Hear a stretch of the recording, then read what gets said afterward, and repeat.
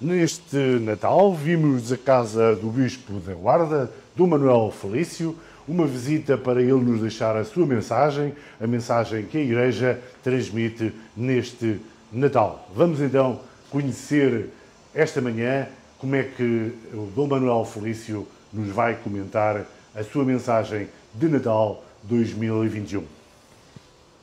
Agradecemos antes de mais ao Sr. Dom Manuel por nos receber aqui no Paço Episcopal, na Casa da Diocese da Guarda, para ficarmos a conhecer um pouco mais do que é o dia-a-dia do Sr. Bispo da Guarda e saber um pouco mais como está a Diocese neste momento.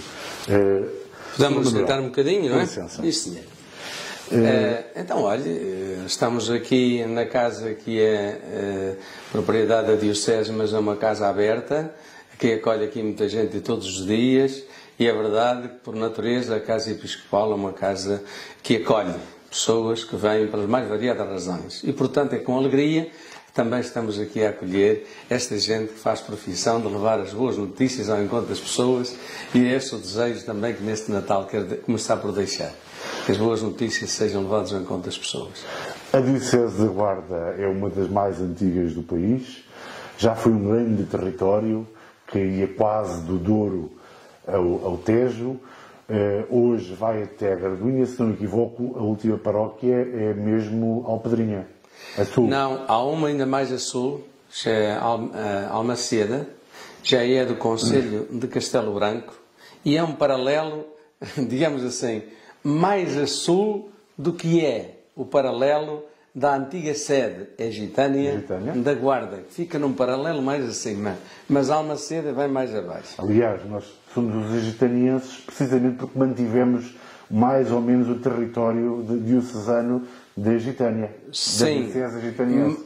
Principalmente porque a sede foi mudada da Egitânia, agora Idanha, para a Guarda por Dom Sancho I. Essa é a razão pela qual, sendo mudada a sede, o título manteve-se. Ainda em muitos espaços, muitas afirmações e até publicidades dos nossos ambientes, é Egitânia e o Egitanense está presente, ou estão só o Egi. O Egi. Pelo menos a matriz está presente de várias vezes. A matriz diocesana. A norte, Meda e Foscoa é a Diocese de Lamego. Sim, deste distrito são Diocese de Lamego.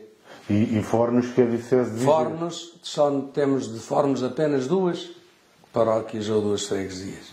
Na prática, a Diocese é muito maior que o distrito. Com certeza. Essencialmente metade do distrito da Guarda, metade da população vive no distrito da Guarda e outra metade, menos um bocadinho, vive no distrito de Castelo Branco. Como é que o Bispo da Guarda gera o seu rebanho? Olha, apesar de tudo, há aqui uma certa unidade. E a unidade é o maciço da Serra. Porque a Diocese da Guarda é um conjunto, e até com alguma identidade, que se organiza à volta da Serra de Estrela, à volta da Serra, do maciço. E depois tem dois braços estendidos. Um vai beber ao Douro, em Barca d'Alva, e outro vai saudar Castelo Branco, em 4 paróquias que temos, que são o Concelho de Castelo Branco. Portanto, e temos aqui um outro fator que nos identifica. Nós temos 220 km de raia, ou seja, de partilharmos a sorte dos nossos amigos espanhóis, que é uma sorte bastante comum. Olha, ainda agora há dias estive ali em Vilar Formoso, que foi aberta a autoestrada da ligação A25 com depois a autovia espanhola na passada segunda-feira, e ali estive também a falar sobre isso, inclusive depois dirigi-me à cidade do Rodrigo a falar com o ainda atual administrador diocesano, e os problemas de lá são os problemas de cá. E então ficou no ar até isso. Se nós fôssemos capazes de conjugar as nossas potencialidades e ajudas, podíamos ir mais longe. Fala nomeadamente do despovoamento, que é algo que é comum na parte diocesana. Com certeza. E da Guarda. Pela verificação que se fez, os nossos vizinhos não estão melhor do que nós. Mas é verdade que se houvesse aqui uma cooperação mais eficaz, transfronteiriça, nós podíamos ir mais longe, até em termos de suscitar apoios e ajudas especiais mesmo da Europa. Porque, no fundo, Se assim for, deixamos de ser periferias e passamos a ser um novo centro. É certo que já há algumas boas práticas, o nosso SEI é uma delas, uma das boas práticas, mas tínhamos que ir mais longe, sobretudo em termos de desenvolvimento aplicado no terreno, que não temos aí ainda desenvolvido. Desenvolvimento aplicado no terreno. E aqui, olha, há um fator que nos poderia ajudar muito, que é o património. Património de afeto ao culto. Não chamamos só de arte sacra. Património e afeto ao culto e que é propriedade de instituições ligadas às duas dioceses. E aí podíamos avançar muito mais. Porque o nosso património tem estado pouco aproveitado em termos de desenvolvimento para as nossas terras. Como sabe, o último censo, mais uma vez, não nos surpreendeu inteiramente, nós já estávamos a contar, mas chamou a atenção para a tendência desertificante dos nossos meios. Repare que nesta diocese em que nós nos encontramos, da Guarda, todos os 14 concelhos diminuíram. E o que menos diminuiu foi a Guarda. Só 5%. Enquanto nós temos concelhos a diminuir 10, 11, acima de 12 não, mas 10% temos vários a diminuir. Ora, isto tinha que suscitar uma atenção especialíssima para este fator. Fator que nos condiciona não apenas a nós que aqui vivemos, mas condiciona o país inteiro. Porque um país com assimetrias desta natureza não pode considerar-se um país satisfeito, nem na correta rota do desenvolvimento que todos nós queremos. Um país envelhecido e a nossa diocese somos o terceiro país mais envelhecido do mundo. Por sinal que pareça, o Japão é o primeiro, a Itália é o segundo e nós somos o terceiro. Só que eles têm capacidades económicas e desenvolvimento que nós não temos. Portanto, sentimos muito mais os efeitos deste envelhecimento e desta diminuição de população, que esse é o nosso problema. Aliás, como nós sabemos, o capital principal do desenvolvimento nunca foram os bancos. O capital principal foram as pessoas. E quando havia pessoas, mesmo com as limitações que todos nós conhecemos, vamos por aí, por povoações raianas, encontramos terras que tinham, por exemplo, 1000 pessoas e agora têm 100, 200. E foi uma razia. Ora, e o grande capital eram as pessoas. Evidentemente, as pessoas também têm que ser entusiasmadas para ficar nos lugares. E não houve, certamente, as políticas e as propostas adequadas para que as pessoas não se tentassem pela imigração. O que é que a Igreja pode fazer mais? Aliás, o Papa Francisco, na sua mensagem, fala-nos precisamente de recentrar as pessoas, de colocar as pessoas no meio, no centro da atividade. O que é possível fazer e o que é que a Igreja pode contribuir para esse investimento, essa aposta nas pessoas? Olha, a sua pergunta vem ao encontro da leitura que eu acabo de fazer, mas já vou meditar outra vez, da mensagem que o Papa escreve para o próximo Dia Mundial da Paz, que é o 55º Dia Mundial da Paz, e em que ele diz assim: a verdadeira paz equilibrada só se consegue quando nós promovermos o diálogo intergeracional, promovermos uma correta educação e promovermos um trabalho digno para todos. São 3 fatores essenciais. Quanto ao diálogo intergeracional, olha, nós estamos a fazer esforços nesse sentido. Olha, a preparação da JMJ 2023, Jornada Mundial da Juventude, que terá lugar em Portugal, não é só em Lisboa, também em Portugal, porque eu espero que a Diocese da Guarda também vá receber muitos jovens que vêm para a Jornada Mundial da Juventude e que ficam no meio de nós 1 a 2 semanas connosco, a dialogar connosco, a experimentar a nossa cultura e a também oferecer-nos a riqueza da cultura deles. Olha, em Vila Formoso, está-se a preparar já um espaço, por sinal, olha, honra seja feita a quem o disponibilizou, aquele memorial do Aristides de Sousa Mendes vai ser disponibilizado em Vila Formoso para receber autocarros para os jovens ali serem recebidos, orientados, explicados e, inclusive, se houver alguma dificuldade logística ou mesmo documental, possam ser ajudados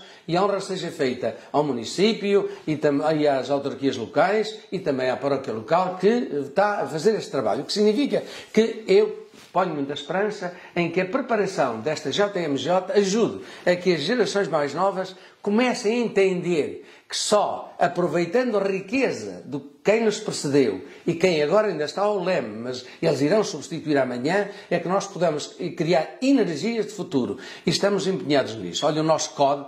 CODE é o Comitê Organizador Diocesano da Jornada Mundial da Juventude. Põe muito empenho nisso. Estamos à espera que venham os símbolos da jornada, vão passar por praticamente todas as paróquias, ou pelo menos por todos os arciprestados, e que esta mensagem queremos levá-la. Meus amigos, nós sem história não temos futuro.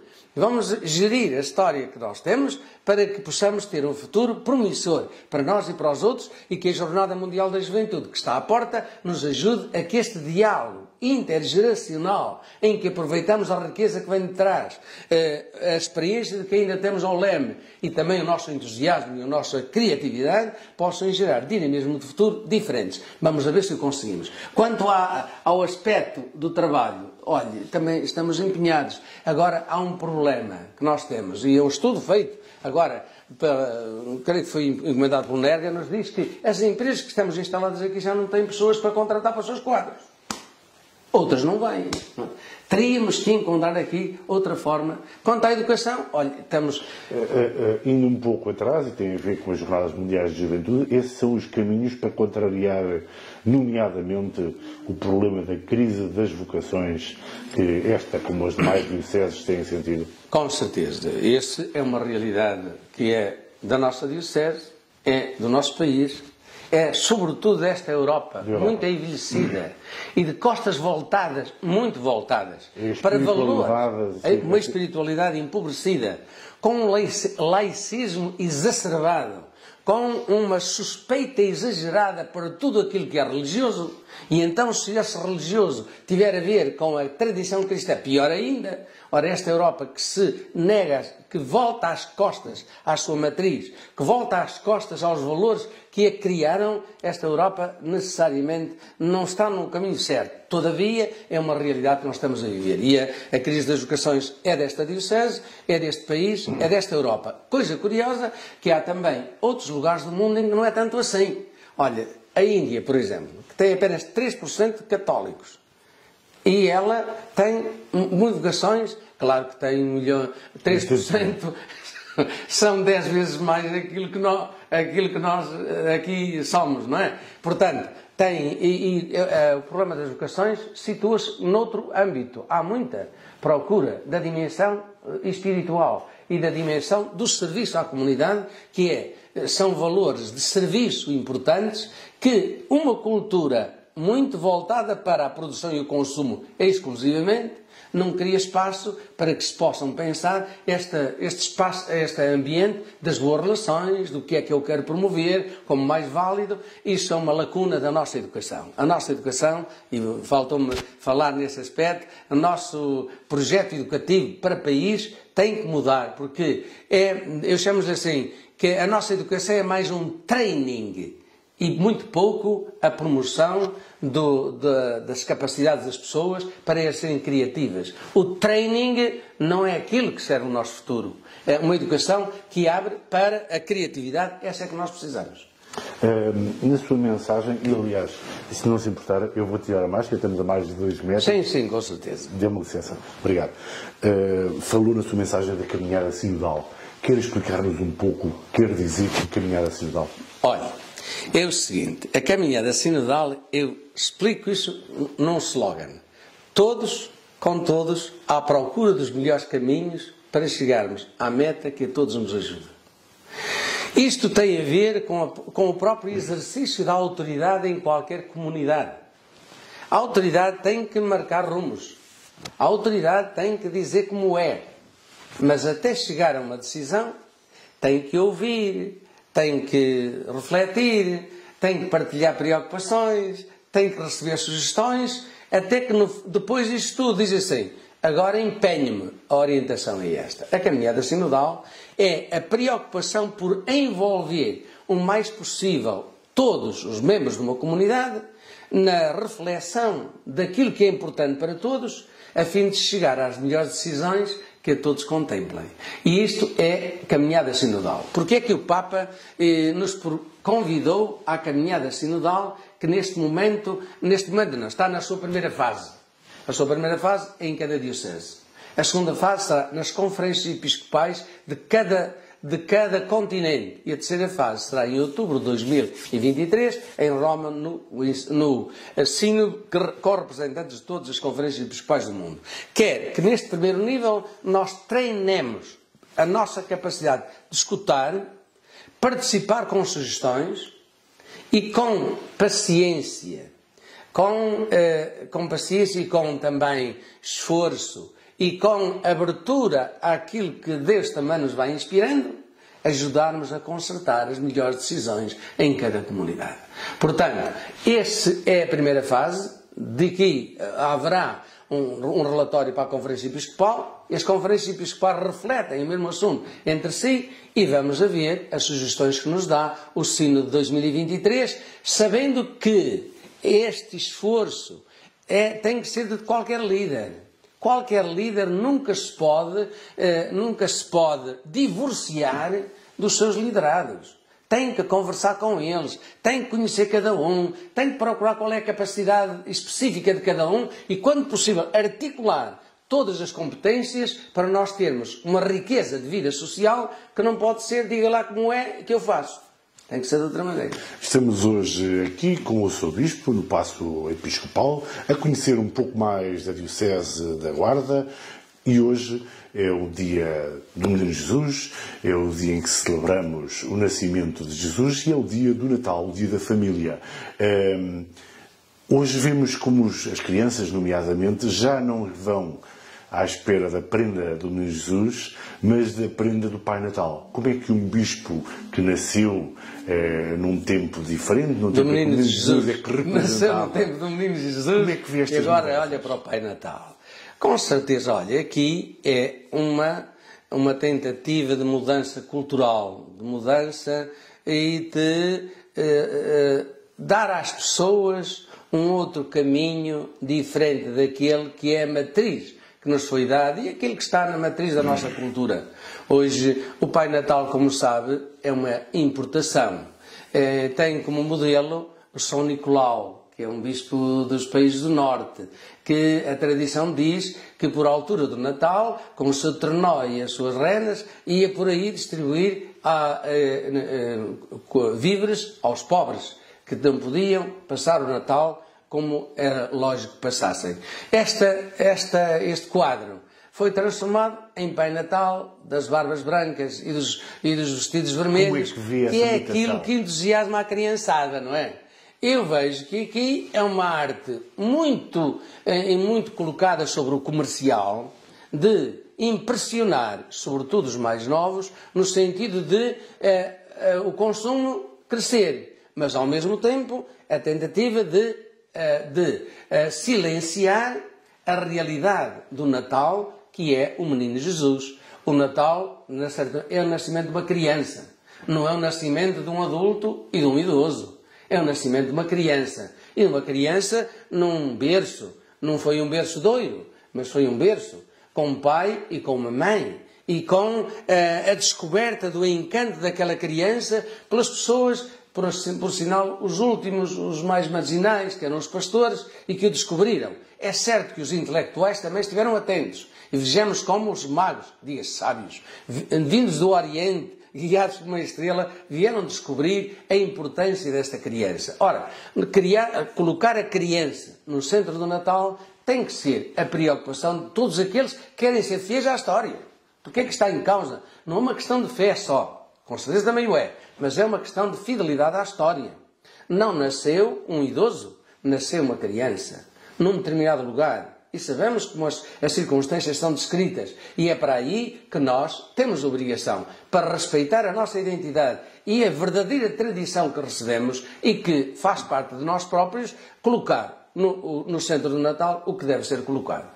A criança no centro, no topo da Igreja de hoje, cada vez mais, como aliás o Papa Francisco vem dizendo, a criança tem que ser o mundo do futuro e a aposta efetiva na liturgia, na atividade da Palavra de Deus. A defesa das crianças, a valorização das crianças e considerar cada criança um maior dom de Deus a este mundo é a tónica dominante da prática da Igreja, apesar das dificuldades.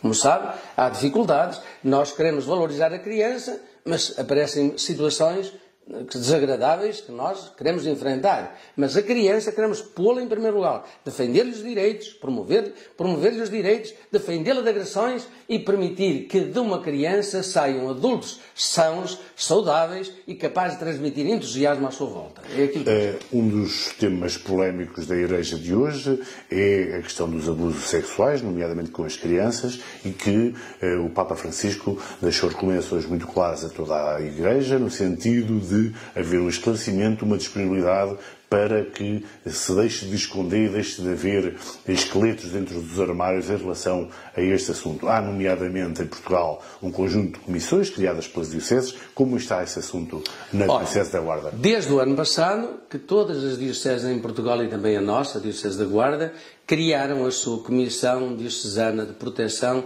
de Menores e Vulneráveis. Portanto, menores e pessoas que, mesmo adultas, mas que têm mais dificuldade. Estão criadas, têm cada um o seu regulamento, pelo menos a nossa tem, e sei que há outras que também têm, e o seu regulamento, para quê? Duas coisas. Primeiro, prevenir situações dessa natureza que não se passam, que não aconteça essa coisa. E, portanto, queremos, sobretudo com as instituições... Dos abusos, portanto. Dos abusos, portanto, dessas coisas que não aconteçam. Por isso, temos um esforço por, para já, nas instituições que são tuteladas pela Diocese e que lideram, trabalham com crianças e vulneráveis, e neste momento temos mais de 80 instituições nessas condições, termos um devido esclarecimento a todos que ali intervêm para que a proteção das crianças, crianças e adultos vulneráveis, não tenha falhas. E, portanto, temos um vademeco, um conjunto de orientações sobre as quais queremos levar a cada uma das instituições. Segundo, certamente estamos disponíveis para que, se acontece qualquer um desses casos, seja devidamente considerado, analisado e, depois de analisado, comunicado a quem lhe direito, não é? Podem ser as autoridades públicas, podem ser os tribunais e as autoridades públicas. O assunto é considerado e depois é comunicado a quem lhe direito. Neste momento, entendemos, na última Conferência Episcopal, a Assembleia Plenária da Conferência Episcopal, realizada agora em novembro, entendemos que, para além das comissões diocesanas de proteção de menores e vulneráveis, devíamos criar uma comissão nacional, por um lado, que estivesse disponível também para ouvir quem quisesse, porque pode não ter a coragem de o dizer a alguém que está ali ao seu lado, mas pode ter a coragem de o dizer a alguém que está em Lisboa ou que está mais longe. Então, criamos... em Portugal está a fazer esses passos. Está a dar os passos. Neste momento está criada já a Comissão Nacional. E, por sinal, as avaliações que estão ultimamente a ser feitas, mesmo por alguns críticos da forma como se atuou neste sector, estão a ser positivas. A pessoa selecionada para liderar esta comissão é conceituadíssima, é de um acolhimento generalizado pela sua competência científica e pela sua honestidade de pessoa. E, portanto, tem sido reconhecido, assim como também as outras. Portanto, creio que neste momento nós temos os instrumentos necessários e queremos fazê-los funcionar da melhor maneira possível para podermos dizer a nós próprios e à sociedade que estamos aqui para compor o que está mal e para motivar as pessoas para seguirem caminhos corretos no que respeita a respeitar e a valorizar as nossas crianças. Atrás falámos do problema do despovoamento, que é de facto um problema que temos em todo o interior do país. As migrações e a possibilidade de haver imigrantes de outros países, de outros continentes, de outras culturas, é uma realidade. O diálogo ecuménico que João Paulo II e o Papa Francisco têm defendido, como é que vai ser feito, como é que vai ser promovido, considerando que vêm pessoas, por exemplo, da Síria ou de outros países, de outras culturas e de outras religiões? Estou a entender. Há aí dois assuntos a nós diferenciarmos. Um deles é as comunidades cristãs são variadas. Há os católicos, há os protestantes, há os ortodoxos e para estes nós já há algum tempo temos encontros regulares para podermos não apenas entendermos melhor, mas até certas colaborações. Este é o diálogo ecuménico. Depois há o diálogo interreligioso. Ou seja, vêm pessoas muçulmanas, sobretudo são muçulmanos mais, hindus a um ou outro. Eu estou a referir à Diocese da Guarda. Já há bastante, sim, temos passado por aqui. Muitos deles vêm não é para ficar. Vêm, estão aqui há algum tempo, tratam dos seus documentos. Nós temos aqui um departamento que se chama CLAIM e que trata disso, recebe-os, vai ao CEF, agora não é CEF, agora é outra coisa qualquer. Ainda é. Mas pronto, vai a esse serviço, cuida deles, acompanha-os. Depois, quanto possível, garante-lhe uma manutenção enquanto estão por aí. Essa colaboração com as pessoas que vêm, com os imigrantes. Acolhemos-las. E temos um serviço de português, de formação na língua portuguesa, que está a ser, agora durante a pandemia a coisa arrefeceu, mas que tem sido reconhecido e valorizado. Um serviço de formação em língua portuguesa. E vários têm feito. E mais, alguns, não muitos, mas alguns têm, inclusive, encontrado emprego na nossa terra e têm que se fixar. Há um assunto relacionado com este, que é o acolhimento de estudantes que vêm do exterior para estudarem aqui. Também é uma preocupação que nós temos. Recebê-los, muitos deles vêm sem meios indispensáveis, mas pronto, estão aí. A Diocese está atenta a essa Mas estamos a recebê-los e, olha, estamos a distribuir por eles. Alguns vivem do banco alimentar, vivem do roupeiro. E como sabe, chegar da África aqui na altura do frio com uma camiseta, isso obriga a ter outro aconchego. Isso e também o acompanhamento, às vezes, para até contactos com instituições, com a autarquia, com instituições, que os acompanhamos através desse serviço instalado na Caritas, que se chama CLAI, e que é precisamente para acolher pessoas que vêm. A nossa marca que nós damos conta é que ainda passa por aqui um significativo número de pessoas, mas não se fixam muito. O destino delas é outro. Na cabeça delas há outro destino. Mas alguns entram por aqui, até pela fronteira terrestre, e depois são aqui acolhidos e felizmente temos esse serviço e que tem sido bom para as pessoas. E a pobreza? A pobreza ainda tem muito peso nesta diocese? Olha, com certeza que nós ainda não erradicamos a pobreza. E queremos contribuir para que isso aconteça. A pobreza não se erradica só dando de comer a toda a gente. Não se erradica só dando, condições de alojamento a toda a gente. A pobreza só se erradica definitivamente quando as pessoas estiverem devidamente inseridas. E falta-nos muito. Desde a inserção cultural, a inserção no trabalho, a inserção na responsabilidade como se há de gerir a vida pessoal. Porque muitos até têm alguns meios, não têm responsabilidade para o gerir. Portanto, é esse acompanhamento que nós temos que fazer das pessoas. Números, nós já tivemos aqui há uns 2 anos, publicámos em números, estão alterados com certeza, estão sempre a alterar. Uma coisa é certa, nós temos que operacionalizar os meios de proximidade e acompanhamento para identificarmos as situações e onde houver uma pessoa que precise de presença de alguém para um aconselhamento, para uma orientação, para uma resposta, nós queremos estar lá. É o nosso esforço que estamos a fazer. Do Manuel Felício está em final de mandato, digamos assim. Supostamente até já deveria ter sido substituído. Tem alguma informação sobre isso? Olha, em princípio, eu devo pedir a minha... Não digo se já pedi ou não pedi. Por direito, eu devo pedir. Não digo se já pedi ou não pedi. Isso não digo. Mas devo pedir a minha exoneração, a minha substituição, até ao dia 6 de novembro de 2022. Até lá. Está para breve, portanto. Eu devo pedir ao Papa compete aceitar imediatamente o meu pedido. Ou não. Protelá-lo ou antecipá-lo. Mas antecipá-lo não poderá, certamente não poderá. Mas, de qualquer maneira, não lhe digo se já pedi, se não pedi. Por isso, esta é a minha realidade. Até ao dia 26. Está indeciso, digamos assim. Não estou indeciso, nada. Não estou indeciso, nada.